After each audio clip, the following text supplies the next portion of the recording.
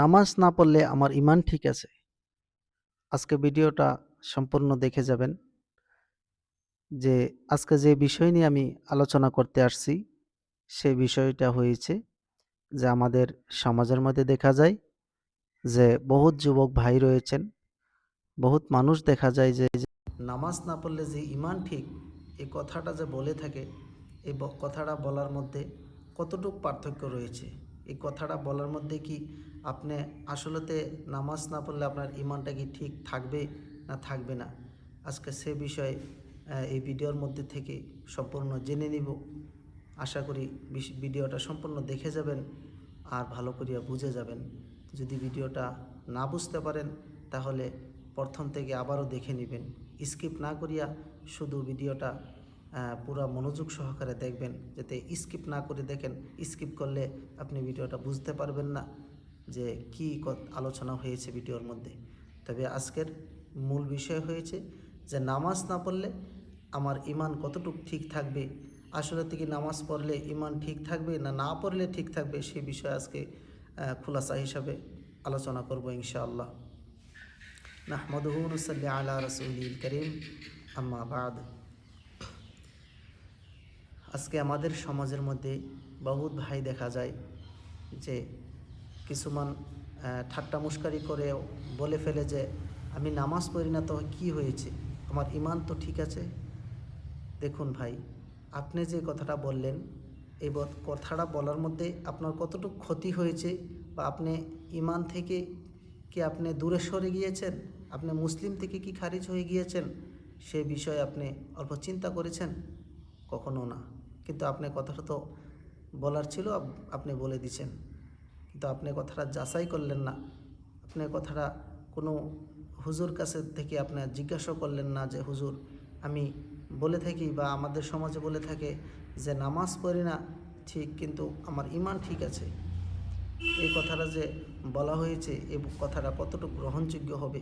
এই কথাটা বলার সাথে সাথে কি আমি ঈমান থেকে খারিজ হয়ে যাব, না এই কথাটা বলার সাথে সাথে কি আমি মানে ইসলামের মধ্যে থাকবো কি থাকবো না, সেই বিষয়ে তো আপনি যাচাই করা উচিত ছিল, কিন্তু আপনি যাচাই করেন নাই।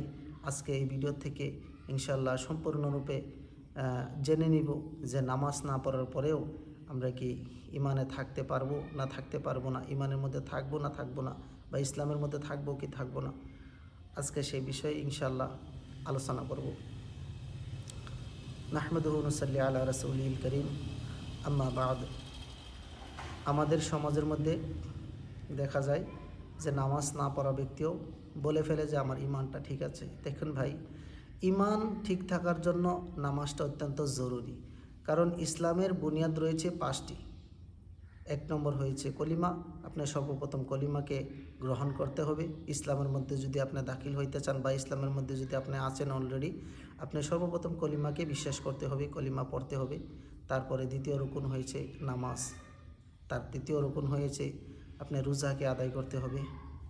তার চতুর্থ রুকুন হয়েছে আপনি হজ করতে হবে। পঞ্চম রুকুন হয়েছে আপনি জাকাতকে আদায় করতে হবে। তবে এই রুকুনগুলি যে ইসলামের যে 5টি রুকুন রয়েছে, বুনিয়াদি রয়েছে, সেই বুনিয়াদি থেকে যদি আপনি একটা বুনিয়াদি আপনি তরক করে দেন, একটা বুনিয়াদি যদি আপনি না মানেন, ধরেন আপনি নামাজটা পড়লেন না, তবে কি আপনি ইসলাম থেকে খারিজ হয়ে যাবেন? না। আপনি এই নামাজ না পড়ার কারণে আপনি সখ্ত একটা গুনাহগার হয়ে থাকবেন। আপনি সখ্ত একটা গুনাহ কামাইলেন, যে গুনাহর কারণে আল্লাহ তাআলার কাছে আপনি আপনি আল্লাহ তাআলার কাছে ধরা পড়তে পারেন। আর আল্লাহ তাআলা আপনাকে ধরবে যে আপনি যে নামাজটা পড়লেন না কিসের জন্য। আপনি ঠাট্টা মুশকারি করিয়া কথাটাও বলে ফেললেন যে আমি নামাজ পড়ি না তো কী হয়েছে, আমার ঈমানটা ঠিক আছে। তবে এই নামাজ না পড়ার কারণে আপনি যে ঈমান থেকে খারিজ হয়ে যাবেন, ইসলাম থেকে খারিজ হয়ে যাবেন, বিষয়টা সেরকম না। আপনি এই নামাজ না পড়ার কারণে, বা আপনি এই 5টা রুকুনে থেকে একটা রুকুন না মানার কারণে আপনি কি হইবেন? সখ্ত একটা গুনাহগার হইবেন।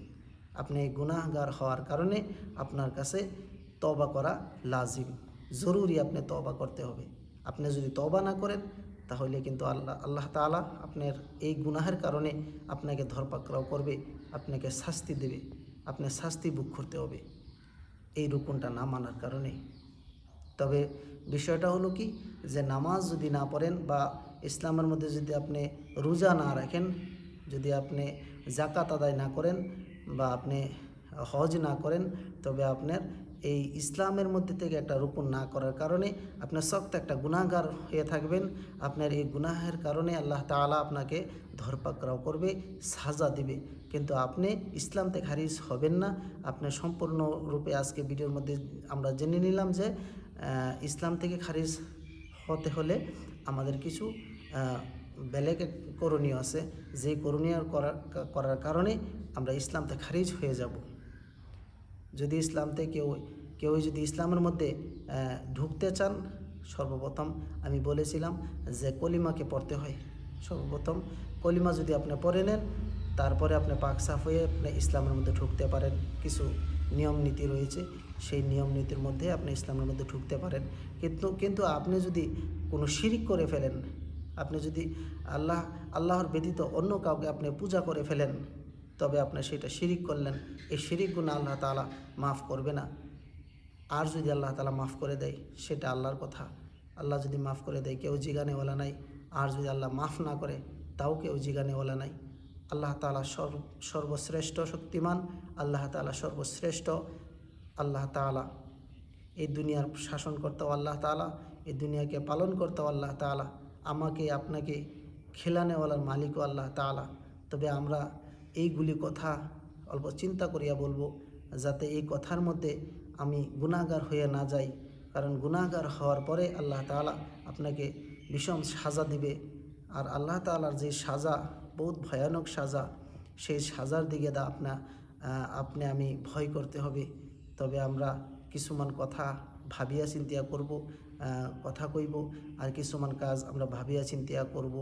হয়তো কথাবার্তা থেকে আমরা যেন বাঁচতে পারি, হয়তো কথাবার্তা থেকে যেন আমরা রুখতে পারি, শয়তানের ওয়াসওয়াসার থেকে যেন আমরা রুখতে পারি। আর শক্ত গুনাহগার যাতে না হই, আর বড় বড় গুনাহ যাতে আমরা থেকে না হয়, সেই দিকে লক্ষ্য করিয়া আমরা ইসলামের মধ্যে থাকব। ইসলামের যত রুকুন আছে আমরা মেনে চলব, যত নামাজ, রোজা, হজ, জাকাত এগুলো রয়েছে আমরা ইনশাআল্লাহ সবাই মেনে চলব।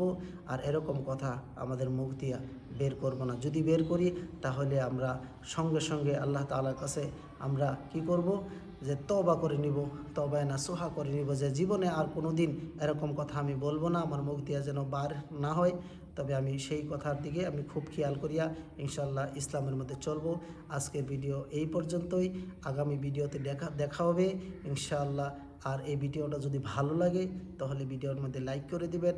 আর আমার চ্যানেলের মধ্যে যদি নতুন হয়ে থাকেন, তাহলে চ্যানেলকে সাবস্ক্রাইব করে যাবেন, আর অন্য ভাইকেও দেখার জন্য সুযোগ করে দেবেন ইনশাআল্লাহ।